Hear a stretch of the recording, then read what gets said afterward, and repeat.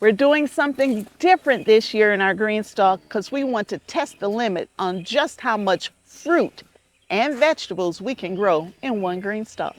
Hello everyone, welcome back to the channel. Today is a GreenStalk day and this is a GreenStalk day of experiments.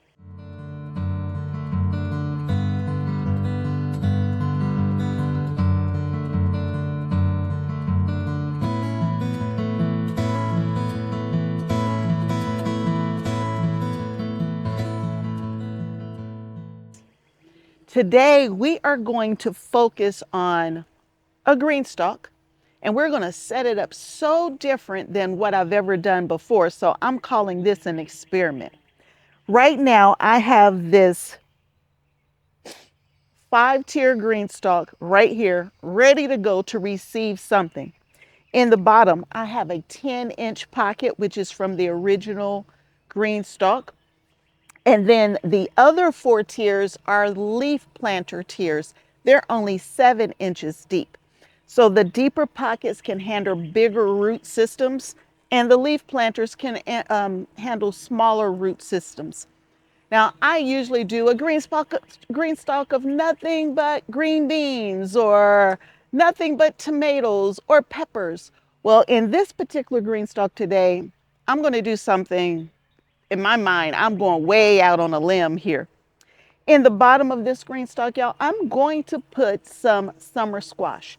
I've grown summer squash in my GreenStalks before. I've grown, I think it was Ford Hook last year in my GreenStalk, and it did amazing. I think I had a couple different plants of Ford Hook. So we're going to go in this year and we're going to do yellow summer squash in here. The variety that I'm going to grow in here is called Saffron Prolific. And here's a picture of it right here. It says that it's good for containers. So I'm thinking that would work very well in this GreenStalk right here. Now, I don't think I can put 6 plants down there. That might just be a little bit too much if you know how summer squash grows. So we're going to put 3 plants every other pocket down there. And the rest of this GreenStalk, y'all, outside of the top tier, I'm going to grow melons. All melons. I've never done a GreenStalk with more than 1 or 2 melons in it. Now, I've grown cucumbers in my GreenStalks and I've trellised them around. I have grown melons in the GreenStalk before, but like 1 or 2. We're going all in this year, y'all. I am going to do 1, 2, 3 tiers of melons. Now, y'all, this thing might get super busy, so we'll just have to see how it goes. But we will do 3 tiers of just melons. And then down on the bottom where I got the summer squash growing, in those opposite pockets, we will put melons down there as well. So let me share with you the different varieties of melons that I'll be growing. The one that I have successfully grown in the GreenStalk before is this one right here. This one only gets from like 1.5 pounds up to 4 pounds. It was absolutely delicious. Last year, I got a ton of these in the garden and they are super sweet, just big enough, but not too big and not too small. And I've grown them in the GreenStalk. So y'all, I smell that skunk. I want to make sure that skunk is going in the other direction and not coming toward me. No, I thought the skunk was gone. Anyway, I've grown it before. I love this melon. I've grown it in the GreenStalk before, but I've only grown 1 or 2 plants. So we're going to put them in here.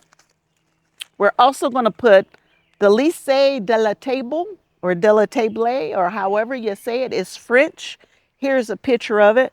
I grew a couple of these last year as well. I accidentally harvested one out of a GreenStalk a little early last year, but it continued to ripe indoors and we enjoyed it and it was delicious. So we're going to do that one again this year. I'm also doing Prescott Fun Blanc. Let's see if I can get that to show. There it is. We're going to grow that one as well. And I've grown 1 or 2 of these. I'm not sure if I like the texture of this one just yet, just to be honest with you. It was smaller, and that's why I'm choosing to grow it in here. It says it can weigh up to 4 to 9 pounds. Mine didn't get that big. So I can't give you a good, honest opinion on this one because I only got one last year. But it's French as well. 70 days to harvest. And then the last one that we're going to put in here is called, yeah, Petite Gris de Rennes melon. Yeah, here's the picture, y'all. It says, don't think twice about this melon. It's a 2 to 3 pound fruit, and it has a very sweet smell to it. I've never grown it. For this particular one, my seed pack's open, so that means I tried to grow it somewhere, but I never got anything to germinate last year. So we're going to grow that one as well. So 4 different melons, yellow summer squash, and then in the top tier here, and y'all, you know that's turning out to be a lot of melons. So I got to figure out how to mix it up just a little bit so that this can handle all of the trellising of the vines and that kind of stuff. So in the very top, y'all, we are going to grow beans. And we're going to grow Roma 2 bush beans. It's right there. It is a wide, flat bean. And y'all, I don't like wide, flat green beans. I don't like them. It's an Italian bean, but Grandpa does. So for those who know, there is a friend of the family that my girls lovingly call Grandpa. Well, just to let everybody know, he passed away a few weeks ago. And so we are going to grow this bean in remembrance of Grandpa. He loved this bean. He loved wide, flat green beans. And I only grew it for him for the last few years. And so we're going to grow it in remembrance of him this year. And we're going to put it in the top here. And we're going to make sure we share these beans with his children, right? The family friends that we know, and let them enjoy that wide flat bean in his remembrance. That's what we're going to put in here. Now, this isn't the only GreenStalk. I got a couple empty pockets because, y'all, we don't need to leave anything empty in the garden. So we're going to add a few more and a few more GreenStalks just around me here. But this one, we're going to start at the top and go all the way down to the bottom. I didn't think I need trellising in every level, so I put trellising every other level. The green beans won't use this trellising. I'll use something different to kind of keep them up. And then we will use this trellising for all of the vining of those melons. And then in the bottom, our yellow summer squash will lean up against this trellising here to give it the support that it needs to be successful this year. So let me show you the other two places really quick that we're going to put some these seeds in additional places. Well, I guess this is as good a place to start as any. I just stepped over from the green one over to this one here. In this one here, I already have it fully planted out, but there are a couple pockets that just didn't make it. And so I've cleaned those pockets out, and there are 2 of them right here that I was trying to grow something. I think it was cabbage. I've cleaned them out, and we are going to replace these 2 pockets with this one, the one that I've successfully grown for a couple of years now. So we'll put them in these 2 pockets right here. Now, I also have cucumbers in this one. So between the cucumbers and those 2 pockets of melons, they're going to share this trellising system. And if I need to add another one, I will. But right now, I don't want to add another one. So let's just see how it goes. And then there's one other place, and let me show you that one as well. Well, it's super early in the morning and the sun is still trying to come up. But this GreenStalk right here, I moved it off of the little patio area and moved it into the garden just a little bit more so I can make sure that it gets plenty of direct sunlight because of some of the things that I have growing in here. So we're also going to add more squash to this one, as well as more of the melons that we've already talked about. But for this one, I am going to put that green zucchini in here, dark green zucchini. We're going to put it in this one in the bottom, and we're going to go every other pocket, like I said we were going to do in that first GreenStalk that we talked about. This is the exact spot that I grew it in last year. It's a different GreenStalk, but the exact same spot with the exact same setup, with the exact same soil and the exact same fertilizer. So let's talk a little bit about the fertilizer. For all of my green stalks, or soil and fertilizer, I use Happy Frog from Fox Farm in all of my green stalks. I don't know if you can see that with the sun and all, but this is the soil that I use in everything. And there's a little bit of fertilizer in there like it would be in most of your potting mixes that you buy.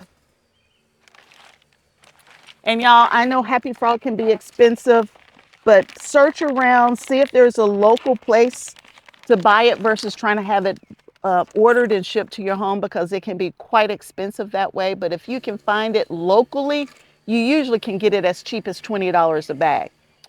From a fertilizer standpoint, my bag is ripped pretty bad. You might not be able to see it. Yeah, you can't really see it, but it's Dr. Earth. I'll also put it up here on the side. Dr. Earth is the organic fertilizer I'm using right now. It's low and slow, and it will release over time, a granular, slow release fertilizer. In this bottom tier, because I'm going to have squash in here, I need to have something that's going to kind of support that squash down here in these bottom pockets. I'm going to use the same system like you see right here. These are GreenStalk trellising systems. They have two different types. They have this one here that goes all the way around like you saw on the other two GreenStalks. And they have this right here where you can do a single pocket trellising. And I use these single pocket trellising systems for all of my peppers for sure. And I use it on some tomatoes, because this tomato right here, Cherry Falls, it kind of leans over, so I got one of those up there. But to support my squash, I feel like, and maybe I'm wrong, but I feel like I want this one, the one that goes all the way around, so the squash can kind of spread out a little bit versus staying in too close to the GreenStalk. So to install these, y'all, they're super easy now that I know the trick. But you just put this piece right here underneath, take these two little pointy pieces right here, go as close as you can, and then just come, I gotta get it in front of me, I'm trying to show the camera, and then just set it down. And you do that all the way around, put it in, set it down. And y'all, some of these trellising systems, y'all, I've had them well over 5 years. So they're a little sun worn, but that's about it. They work very, very well. Now, to put this trellising system in on your original GreenStalk, it goes in very easy. If you're trying to put it in on the leaf planter, the 7-inch deep pockets, you're going to actually have to lift that pocket up a little bit to get it in there. So it does work, but you're going to have to lift it and put it in, where for the original, you can just do it the way I just did it. So I like to do this part first, and then I hook the little round piece.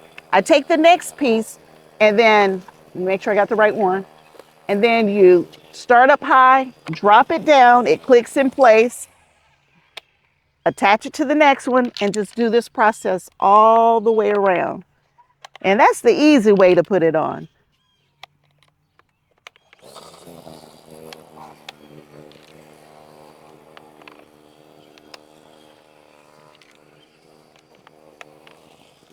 And when you get to the last one, you still do that like you always do, and you still lift up, stick it in there, and it's on, just like that, all the way around. This is ready to go. And this one has multiple types of trellising on it, so let's see how it turns out. Anyway, this one is ready for the seeds. Fertilizer's already in, the pockets have already been filled up to get it back up to the line, because there's a line inside each one of the pockets that tells you how full to make that pocket. I got my little labels already in here telling me what I'm going to put in here. And when it comes to your labels, you know, folks, when I'm indoors, I will use a regular Sharpie, right? I'll use whatever I got when I'm indoors. But once I come outdoors, there are different markers out there that will help deal with the weather and sun fading. So make sure you use the right kind of marker so you don't lose your writing and forget what you've put into your GreenStalks. So I had a few people telling me about the markers. Yep, I know all about those markers. I always use them outdoors, but when I'm indoors, I don't try to hunt that marker down. I probably should, and then I wouldn't have the issue that I had earlier this year. But all of these names have been or all of the tags have been made with the proper marker so that it can handle the UV lights and the weather. And we are ready to go. As far as how deep I'm going to plant it and all that kind of stuff, I'm going to tell you like I always tell you, follow the directions on the seed pack. And that's how I always do it. Because of the pockets and just how small they are for some of these big plants that I'm going to put in them, I am only going to put one squash in each one of those 3 squash pockets that I was telling you about. If it doesn't germinate, I'll switch it out and put another one in. I mean, this is only what, 50 days to harvest once it germinates. So we got plenty of time left in the season for that. For all of the melons, for each of the pockets, I'm going to put 2 in each pocket just to make sure that I get the germination, because days to harvest on them can be upwards of 70 to 85, 90 days. And then for the beans, I always put 5 green beans per pocket. I put 3 across the front and 2 in the back. I think GreenStalk recommends 3 seeds per pocket. I put 5. 1 on each corner, 1 in the middle, and 2 in the back. So that's what I'm going to work on now. And I'm going to get all of these GreenStalks set up, ready to go with the seeds. And then from a watering standpoint, y'all, we're going to water these in really well to make sure that they are set up for success. This one's done. Now let's go work on the other ones. So the experiment for this season is all set up and ready to go. Join me this season and let's see how this works out for us.